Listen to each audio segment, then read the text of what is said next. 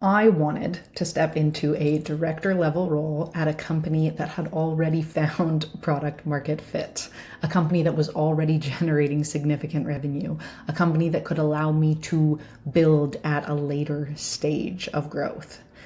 But that kind of move doesn't just happen because you want it. If you are a client-facing or revenue-driving woman thinking about a career move this year, here is something I see constantly. You're getting interviews, recruiters are reaching out, people want to talk to you, but the opportunities coming to you aren't right. Maybe the role is too tactical. Maybe the company is too small. Maybe the client relationships you'd be building don't excite you. Maybe the scope doesn't match what you know you're capable of, and it leaves you wondering, why am I attracting this level of opportunity when I know I can do more? Here's the truth. You are attracting the signal that your positioning is sending. And if that signal isn't clear, the market is going to guess. So over the last year, I have partnered with women interviewing and growing within companies including Shopify, Reddit, Meta, Intuit, Riverside, Loopio, and Touch Bistro. These are smart, capable operators and leaders. Getting interviews is not their problem. The problem is something else entirely. They are spending time interviewing for roles that are too small, too tactical, too operational, or completely misaligned with where they actually want their career to go next. And almost always, the root cause is market positioning. Hiring leaders and recruiters do not spend hours decoding your career. They skim your profile. They scan your experience. And within about 30 seconds, they form a story about who they believe you are and what they think you're qualified to do next. If that story is unclear, the market is going to default to the closest category it understands, which means that your positioning determines the quality of opportunity that comes toward you. And I learned this lesson the hard way in my own career. So when I shut down my tech startup in my 20s, I had absolutely no idea how to position myself in the market because I really didn't know what I wanted to do next. All I knew about myself at that point was one thing. I was a relationships person. That was the only language I had after spending 3.5 years as chief everything officer.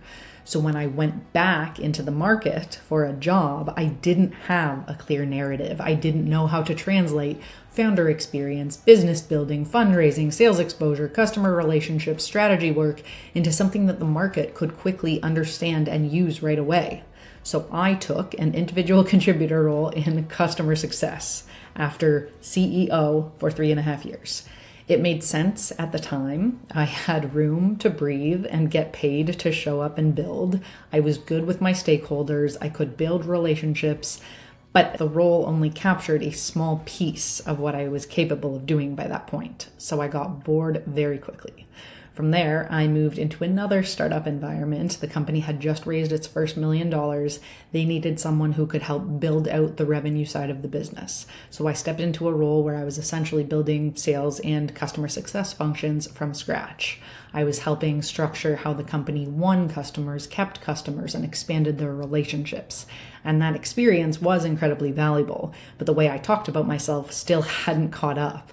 I was still describing myself as a relationships person, a startup person, and those are not positions in the market. Those are personality traits and preferences, and that distinction matters a lot. Eventually, I realized something. I didn't just want another job. I wanted a role with more strategic scope and a stronger title and higher compensation and more advanced mentorship and the ability to mentor and develop teams myself. I wanted to step into a director level role at a company that had already found product market fit, a company that was already generating significant revenue, a company that could allow me to build at a later stage of growth. But that kind of move doesn't just happen because you want it. It happens when the market can clearly see you in that role based on what you've done. So I had to do something different. Instead of describing my past experiences individually, I stepped back and asked, okay, what is the pattern across everything I've done up until this point? The answer wasn't relationship building. The real pattern was building and scaling revenue through people and customer relationships. Once I understood that, everything changed. I repositioned my experience around a very clear narrative. building and leading revenue generating teams, creating systems for customer growth, scaling early stage companies through relationships and strategy, and suddenly the market could understand exactly where I fit. The role I landed next was the largest base salary I had ever earned up until that point, and it came with the director title that I was aiming for, not because I suddenly became more capable overnight, obviously, but because my positioning finally matched the level of role I wanted. Your career is not interpreted by the market the way you experience it internally. Inside your own mind, you know everything that you've built, everything that you've contributed, everything you're capable of doing next. The market doesn't see your internal story. It sees signals, and those signals create three things very quickly: your category, your level, and your market. Category answers, what kind of professional is this? Level answers, how senior are they? And market answers, where actually do they belong? If any of those signals are unclear, the market is going to guess. And when the market guesses, it often guesses too small. This is especially common for high-performing women who've had non-linear careers. Maybe you've done sales, partnerships, customer success, operations, strategy, team leadership. You've touched a lot of parts of the business, which makes you incredibly valuable, but it also means that without clear positioning, people struggle to quickly understand where you belong at the senior level.